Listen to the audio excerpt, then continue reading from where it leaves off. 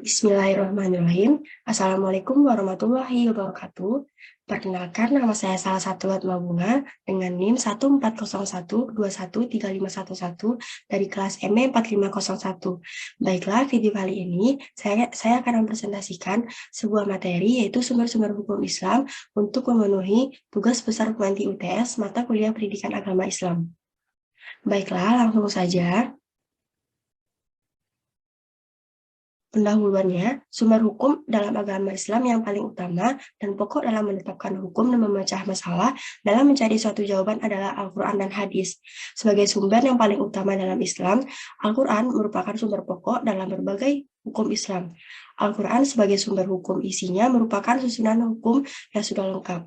Selain itu, Al-Quran juga memberikan tuntunan bagi manusia mengenai apa-apa yang harusnya ia perbuat dan ia tinggalkan dalam kehidupan kesehariannya. Adapun tiga sumber dari hukum Islam, yang pertama ada Al-Quran, hadis, dan yang ketiga adalah ijtihad. Yang pertama ada Al-Quran. Al-Quran secara bahasa merupakan bentuk masdar dari kata kerja qoro'a yang bermakna membaca atau bacaan. Menurut para ahli, bahasa yang kata yang berwazan fu'lan memiliki arti kesempurnaan. Karena itu Al-Quran adalah bacaan yang sempurna. Sedangkan Al-Quran menurut istilah adalah firman Allah yang disampaikan oleh Malaikat Jibril dengan redaksi langsung dari Allah kepada Nabi Muhammad SAW dan yang diterima oleh umat Islam dari generasi ke generasi tanpa adanya perubahan. Kedudukan Al-Quran sebagai sumber hukum Islam, ada dalil yang menunjukkan bahwa Al-Quran adalah sumber hukum Islam dalam Quran Surat An-Nisa ayat 59, yang artinya, wahai orang-orang yang beriman, taatilah Allah dan taatilah Rasul-Nya Muhammad dan ulul amri pemegang kekuasaan di antara kamu. Kemudian, jika kamu berbeda pendapat tentang sesuatu, maka kembalikanlah kepada Allah, Al-Quran dan Rasul-Nya. Jika kamu beriman kepada Allah dan hari kemudian, yang demikian itu lebih utama bagimu dan lebih baik akibatnya. Selanjutnya, sejarah pembukuan Al-Quran. Rasulullah menerima wahyu pertama pada usia 40 tahun di Gua Hira pada tanggal 17 Ramadan. Ayat yang pertama kali turun yaitu ayat Al-Alaq ayat 1-5.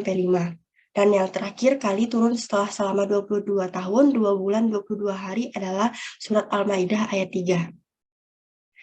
Isi kandungan dari Al-Quran yang pertama ada akidah, ibadah, akhlak, hukum, dasar ilmu pengetahuan, dan sejarah. Fungsi lain dari Al-Quran yang pertama adalah sebagai bukti kebenaran Nabi Muhammad SAW, petunjuk bagi umat manusia, sumber pokok ajaran Islam, dan yang keempat peringatan dan pembelajaran bagi manusia. Selanjutnya ada hadis. Pengertian secara bahasa, hadis yaitu perkataan atau percakapan. Sedangkan pengertian secara istilah, hadis yaitu segala perkataan, perbuatan, dan ketetapan yang dilakukan oleh Nabi Muhammad SAW. Kedudukan hadis sebagai hukum Islam.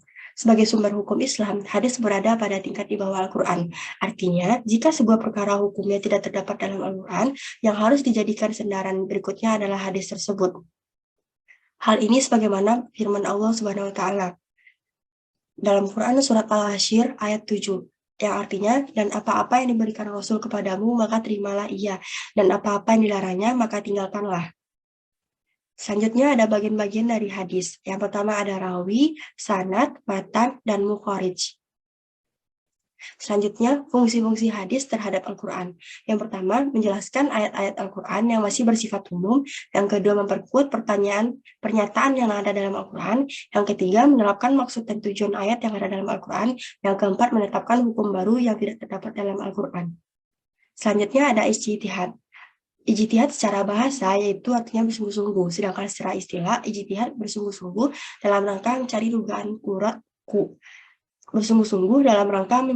dugaan kuat dari hukum syarah.